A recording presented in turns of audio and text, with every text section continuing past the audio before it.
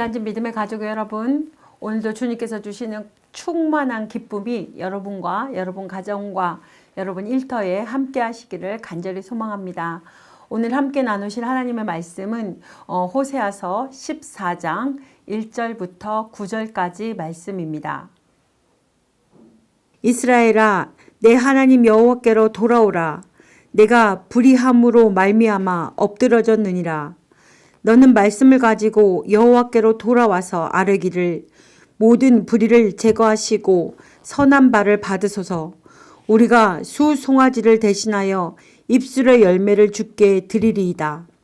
우리가 앗수르의 구원을 의지하지 아니하며 말을 타지 아니하며 다시는 우리의 손으로 만든 것을 향하여 너희는 우리의 신이라 하지 아니하오리니 이는 고아가 주로 말미암아 긍휼을 얻음이니이다 할지니라.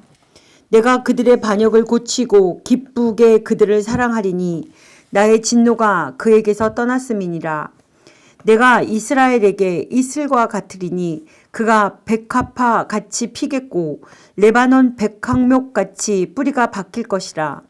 그의 가지는 퍼지며 그의 아름다움은 감람나무와 같고 그의 향기는 레바논 백항목 같으리니 그 그늘 아래에 거주하는 자가 돌아올지라. 그들은 곡식같이 북성할 것이며 포도나무같이 꽃이 필 것이며 그 향기는 레바논의 포도주같이 되리라. 에브라임의 말이 내가 다시 우상과 무슨 상관이 있으리요 할지라. 내가 그를 돌아보아 대답하기를 나는 푸른 잣나무 같으니 내가 나로 말미암아 열매를 얻으리라 하리라. 누가 지혜가 있어 이런 일을 깨달으며 누가 총명이 있어 이런 일을 알겠느냐. 여호와의 도는 정직하니 의인은 그 길로 다니거니와 그러나 죄인은 그 길로 걸려 넘어지리라. 아멘. 아모스 선지자와 더불어 북왕국 이스라엘의 최전성기 때에 활동하던 호세아 선지자의 말씀이 오늘로써 끝을 맺습니다. 오늘 본문은 회개의 권고와 회개의 전제된 상황에서 회복의 약속으로 말씀으로 끝을 맺습니다. 이는 하나님께서 결코 당신의 백성의 멸망을 원하지 않으시며 일시적으로 징계하시며 심판하시더라도 이는 멸망시키기 위한 것이 아니라 회복과 구원을 위한 것이라는 사실을 보여줍니다. 1절 말씀입니다. 이스라엘아, 내 하나님 여호와께로 돌아오라. 내가 불의함으로 말미암아 엎드러졌느니라. 아멘. 하나님께서는 불의함으로 엎드러진 이스라엘에게 돌아오라는 초청의 말씀을 주고 계십니다. 여기서 엎드러졌다는 것은 그들이 불의함으로 인해 하나님의 징벌을 받아 지극히 낮고 비천한 자리에서 고난당하고 있음을 나타낸 것입니다. 그러나 그들의 엎드러짐이 다시금 하나님께로 돌아오라는 목적이 있습니다. 그들이 이전의 모습으로 회복되기 위한 유일한 방법은 하나님께로 돌이키는 것뿐입니다. 이러한 회개의 촉구, 회개하는 자들에게 주시는 은총과 축복의 약속은 성경 전체에 걸쳐 울려 퍼지고 있습니다. 범죄한 아담에게 내가 어디 있느냐 고 찾으시는 하나님의 말씀에는 그로 하여금 회개의 기회를 주시려는 하나님의 간절한 마음이 담겨 있습니다. 출애굽한 이스라엘이 광야에서 무수한 반역과 불신을 일삼을 때에도 가나안은 정착하여 범죄를 행할 때에도 유다와 이스라엘의 열왕들이 불신앙적이고 패역한 죄를 행할 때에도 하나님은 그들을 징계하시기도 하셨지만 동시에 그들로 하여금 돌아오라고 간절히 부르시고 당신의 선지자들을 보내 그들로 하여금 다시 회복을 누릴 수 있는 길을 가르쳐 주셨습니다. 신약시대에는 그리스도의 복음으로 그의 은혜로운 속죄의 약속으로 죄와 그로 인한 형벌인 사망의 구덩이를 향해 치닫는 온 세상을 향해 회개와 그에 따른 회복을 약속하고 계셨습니다. 사랑하는 믿음의 식구 여러분, 하나님의 말씀은 오늘 우리의 삶의 자리에도 이 세상 가운데도 종말이 되기 전까지 지속적으로 울려 퍼질 것입니다. 우리는 이러한 하나님의 음성에 귀를 기울이고 죄를 버리고 악을 멀리하여 심판의 자리, 징계의 자리에서 나와 하나님께로 속히 나아가야 하겠습니다. 4절부터 8절 말씀에는 하나님께서 선민을 징벌하신 이후 어떠한 회복의 역사를 베푸실지를 약속하신 내용입니다. 4절 말씀에 고치다로 번역된 히브리어 원어는 라파로서 이는 치료하다란 의미를 지니고 있습니다. 이 말 속에는 중요한 의미가 담겨 있습니다. 선민들이 당한 징계는 너무나도 고통스러운 것이었습니다. 나라가 망하고 수많은 사람들이 목숨을 잃거나 포로로 끌려가 짐승처럼 대우받으며 비참한 삶의 연속이었습니다.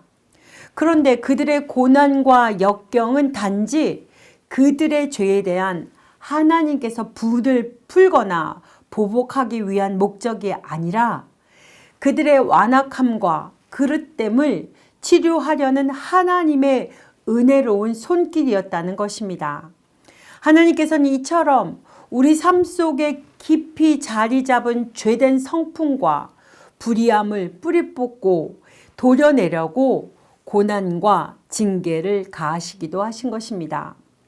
우리는 이러한 하나님의 본심을 잘 헤아려 징계가 실로 고통스러우며 감당하기 어려운 것이랄지라도 우리의 죄를 정확히 돌아보고 죄에서 돌이키며 회개하고 거룩을 향하여 나아가야 하겠습니다. 9절 말씀입니다. 누가 지혜가 있어 이런 일을 깨달으며 누가 총명이 있어 이런 일을 알겠느냐. 여호와의 도는 정직하니 의인은 그 길로 다니거니와 그러나 죄인은 그 길에 걸려 넘어지리라. 아멘.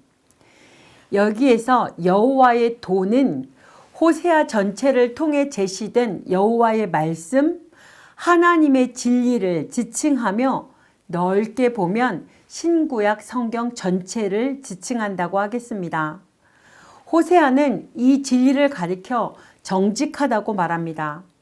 이는 그 진리가 절대적으로 올바르며 한치의 오차도 없이 정확하고 진실하다는 의미입니다. 그런데 호세아는 이 진리가 아무리 옳고 바를지라도 진리를 대하는 사람의 태도 여하에 따라 그것이 그 사람을 생명에 이르게 할 수도 있고 걸려 넘어져 파멸에 이르게 할 수도 있음을 말하고 있습니다. 의인의 삶과 죄인의 삶. 어떤 삶을 사느냐에 따라 판이한 결과를 초래할 것임을 각성시키고 있습니다. 이 두 가지 삶의 갈래길은 오늘 우리 앞에도 펼쳐져 있습니다. 우리들은 어떤 삶의 길을 걸어왔고 현재 어떤 길을 걸어가고 있으며 또 앞으로 어떤 길을 나아갈지를 오늘 저와 여러분 다시 한번 묵상하며 뒤돌아보기를 원합니다. 우리가 어떠한 답을 하고 어떠한 삶의 길을 택하느냐에 따라 축복과 저주, 생명과 사망, 구원과 심판의 길이 결정되는 것입니다. 오늘 본문을 마무리하겠습니다. 우리가 지금껏 살펴보았듯이 오늘 본문은 이스라엘에게 회개를 촉구하는 내용, 그리고 회복의 약속, 회복 이후에 놀라운 축복이 제시되어 있습니다. 이스라엘의 면모를 보면 실망스럽고 절망적인 것 외에는 찾을 수 있는 것이 없다 해도 과언이 아닌 한심한 모습이었습니다. 그토록 음란하며 그토록 가증한 일을 자행한 그들에게 소망이나 회복이라는 말 자체가 어울리지 않으며 과분한 것이라고 할 수 있습니다. 그러나 새벽을 깨우는 믿음의 식구 여러분, 하나님은 소망을 남겨두고 회복을 꿈꾸시게 하는 분입니다. 우리가 오늘 본문을 통해 하나님은 오래 참으시며 긍휼이 풍성하신 분이심을 우리는 깨달아 알 수 있습니다. 여러분, 우리가 어떠한 상황에 있다고 해도 하나님께서는 결코 그 택한 백성인 우리를 버리시지 않으시며 궁극적으로 구원의 은혜를 베푸시며 회복의 역사, 소망의 역사를 꿈꾸게 하시는 분임을 믿으시기 바랍니다. 실로 우리의 삶이 아골골짜기와 같은 곳에 있다 할지라도 소망의 문을 열어주시는 분이십니다. 이 사실을 기억하며 하나님으로 인해 일어서며 하나님의 크신 은혜와 긍휼로 인해 항상 구원의 확신, 소망의 내일을 기대하시는 삶을 살아가는 저와 여러분이 되시기를 간절히 소망합니다. 기도하시겠습니다. 말씀으로 돌아가 말씀 안에 온전히 순종하는 삶을 살아가는 우리 믿음의 식구들이 될 수 있도록 하나님 은혜를 베풀어 주시고 그로 인해 삶의 현장을 하나님의 나라로 변화시키는 일이 감당되어질 수 있도록 주님 인도하여 주시옵소서. 그리고 끝까지 우리를 버리시지 않으시고 인내하시며 기다려주신 하나님 감사드립니다. 하나님 홀로 영광 받으시옵소서. 예수 그리스도의 이름으로 기도드립니다. 아멘.